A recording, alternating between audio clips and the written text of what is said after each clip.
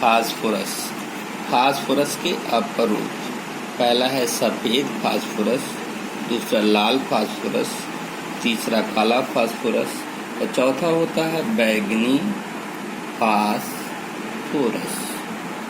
तो सबसे पहले हम देखते हैं सफ़ेद फास्फोरस और लाल फास्फोरस में अंतर। इसको सफ़ेद फास्फोरस या पीला फास्फोरस भी कहते हैं।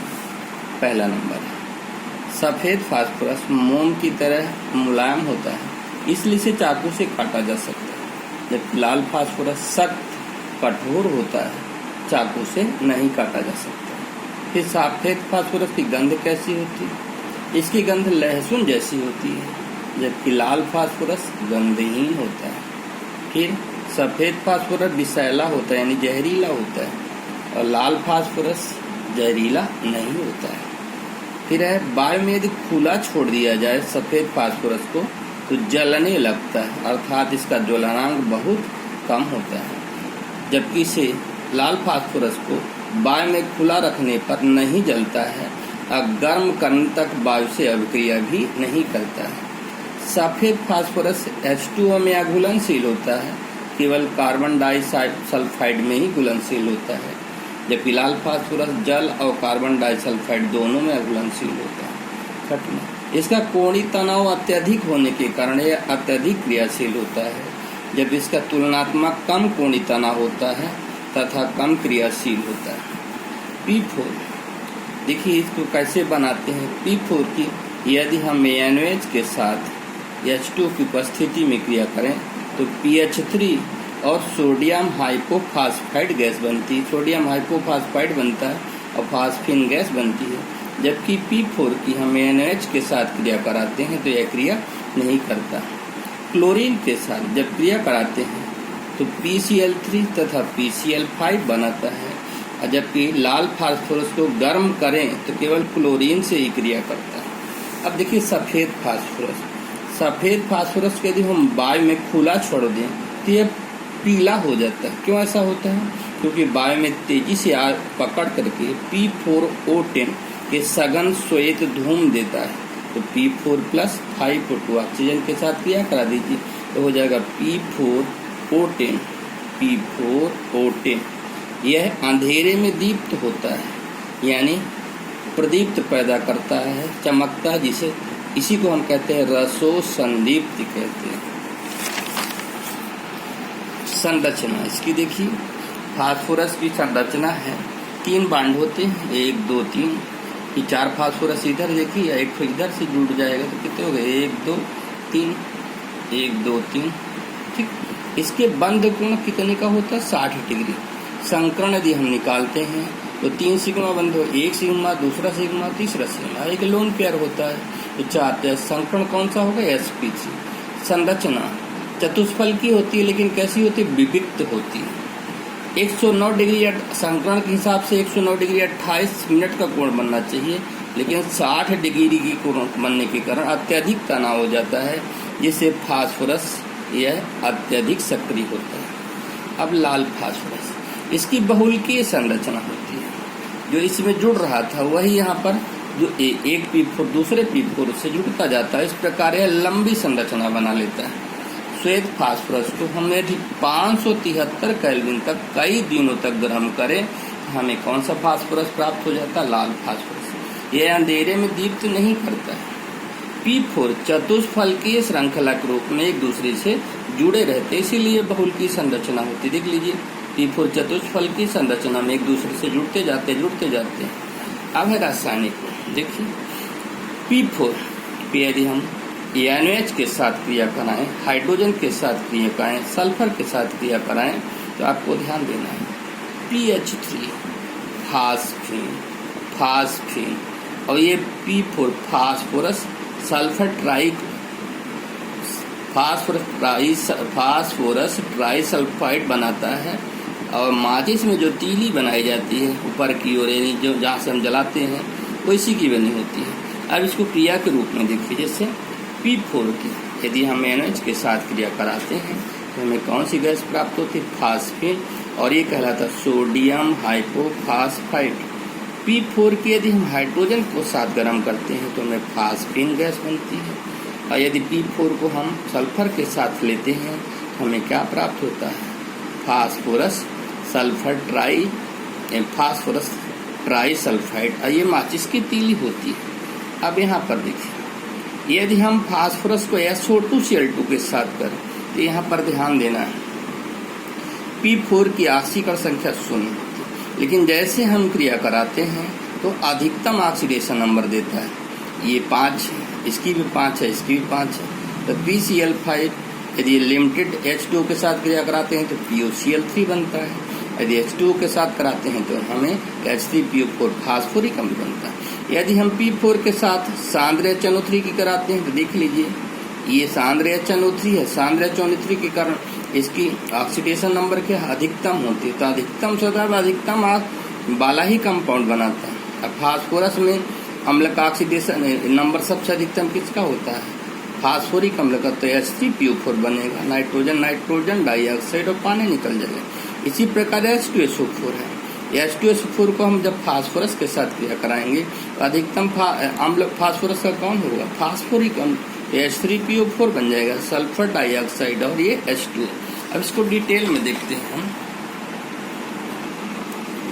P4 को SO2Cl2 सल्फ्यूरिल क्लोराइड कहलाता है के साथ हम जब क्रिया कराते हैं, ये देखिए फास्फोरस पेंटाक्लोराइड और सल्फर डाइऑक्साइड बनाता है। यानी ये सल्फर अधिकतम है, इसका भी अधिकतम ही क्लोराइड बनेगा। अब यदि हम PCl5 का लिमिटेड मात्रा में जल अपघटन कराते हैं तो हमें POCl3 बनाता है। अब POCl3 का हम फुल जल अपघटन कराते हैं तो हमें क्या प्राप्त हो जाता है? H3PO4। इसको फास्फोरिक अम्ल कहते हैं। अब देखिए, फास्फोरस को यदि हम सांद्र HNO3 की क्रिया कराते हैं तो यहाँ पर नाइट्रोजन की ऑक्सीकरण संख्या कितनी? 5। ये जो अम्ल बनाएगा उसकी भी ऑक्सीडेशन नंबर क्या हो? अधिकतम ही होगी। और यानी फास्फोरस के कई ऑक्सी अम्ल होते हैं, तो सबसे अधिकतम कौन सा होता है? H3PO4 फास्फोरिक अम्ल। तो फास्फोरिक अम्ल बन जाएगा, नाइट्रोजन नाइट्रोजन डाइऑक्साइड बनेगी और शेष बन जाएगा पानी। इसी प्रकार यदि हम फास्फोरस की सल्फ्यूरिक अम्ल के साथ क्रिया कराएंगे तो यहाँ पर देखिए 6, ठीक। और फास्फोरस का अधिकतम ऑक्सी अम्ल कौन सा होता है? H3PO4, Hb+5। तो सदैव ध्यान रखना, अधिकतम ऑक्सीकरण संख्या वाला अधिकतम ऑक्सीकरण संख्या का ही कंपाउंड बनाता है। तो H3PO4 हो गया, फिर H2 और सल्फर जो रहेगी उस सल्फर डाइऑक्साइड के रूप में निकल जाएगी। अब यदि हम फास्फोरस की लिमिटेड ऑक्सीजन के साथ क्रिया कराते हैं तो P4O6 यानी फास्फोरस ट्राई ऑक्साइड बनता है।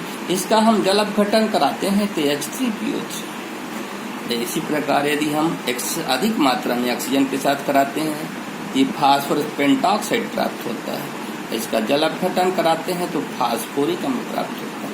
और फास्फोरस को यदि हम 1000 केल्विन ताप पर गर्म करते हैं तो हमें क्या प्राप्त हो जाता? P2। और यह बहुत अस्थायी होता है। अब इसको देखिए, जैसे फास्फोरस को हम लिमिटेड ऑक्सीजन की मात्रा में क्रिया कराए तो हमें क्या प्राप्त हो गया? Phosphorus try oxide. P2O3 को हम डाइमर बना दिए इसलिए P4O6 हो गया। ऐसे हिसाब से देखिए तो फास्फोरस की ऑक्सीडेशन नंबर कितनी होगी? +3। अब यदि हम इसका जल अपघटन कराएंगे तो निश्चित है कि कम ऑक्सीकरण संख्या वाला ही मिलेगा। तो 3 दूनी 6 में 3 गए 3, यानी है दिख रहा है उसके बराबरी कब मिल रहा है? तो P4O6 + 6H2 = जल अपघटन कराए तो क्या प्राप्त हुआ? H3PO3 यानी फास्फोरस। इसी प्रकार फास्फोरस का हम एक्सेस अधिकता ऑक्सीजन की अधिकता होती है, जब क्रिया कराते हैं तो हमें प्राप्त हो जाता है फास्फोरस पेंटाऑक्साइड। उसकी डाइमर संरचना P4O10। और जब P4O10 का हम जल अपघटन कराते हैं तो यहाँ पर इसकी +5 ऑक्सीकरण संख्या है, इसलिए अधिकतम वाला ऑक्सी अम्ल कौन सा बनेगा? फास्फोरिक अम्ल H3PO4। और फिर ये वाले तो आपको मालूम है, अगर हम करते हैं तो P2 बन जाता है। अब P4 को यदि हम लिमिटेड हैलोजन के साथ क्रिया कराते हैं तो फास्फोरस ट्राई हैलाइड बनाता है। और यदि एल्कोहल के साथ कराते हैं तो एल्किल हैलाइड और H3PO3 बना देता है। यदि P4 की हम लिमिटेड हैलोजन के साथ क्रिया कराते हैं तो फास्फोरस पेंटा हैलाइड बन जाता है और एल्कोहल के साथ क्रिया कराने पर एल्किल हैलाइड प्राप्त हो जाता है। और SO2 SOCl2 थायोनिल क्लोराइड के साथ क्रिया कराते हैं तो PCl3 और SO2 और साथ में H2Cl2, इसको कहते हैं सल्फर मोनोक्लोराइड। अब इसको डिटेल में देख लीजिए। फास्फोरस की जब हम क्लोरीन के साथ कराएंगे तो फास्फोरस ट्राइक्लोराइड बन जाएगा। और PCl3, अब देखिए क्लोरीन को 3 है तो हमें R भी कितने लेने पड़ेंगे, 3, तो ये बन जाएगा 3RCl। और फिर शेष H3PO3 और ये बन गया फास्फोरस। इसी प्रकार P4 की हम यदि अधिकता में कराएं क्लोरीन के साथ तो हमें फास्फोरस पेंटाक्लोराइड प्राप्त हो जाता है। अब फास्फोरस पेंटाक्लोराइड को जब हम उसके साथ क्रिया कराते हैं ROH के साथ यानी अल्कोहल के साथ, तो RCl बना लेता है, AHCl बना लेता है और शेष बचा PCl3, उसके साथ क्रिया करके POCl3 बना लेता है। अब बचा फास्फोरस। SOCl2 थायोनिल क्लोराइड के साथ जब क्रिया करता है फास्फोरस ट्राइक्लोराइड बना लेता है। सल्फर ये SO2 में बदल जाती है। और शेष क्या बचा है, H2Cl2, ये हो जाता है सल्फर मोनोक्लोराइड। अब आ जाता है फास्फीन, बहुत विषैली गैस होती है। इसका सूत्र होता है PH3। कैसे बनाते हैं, विरचन।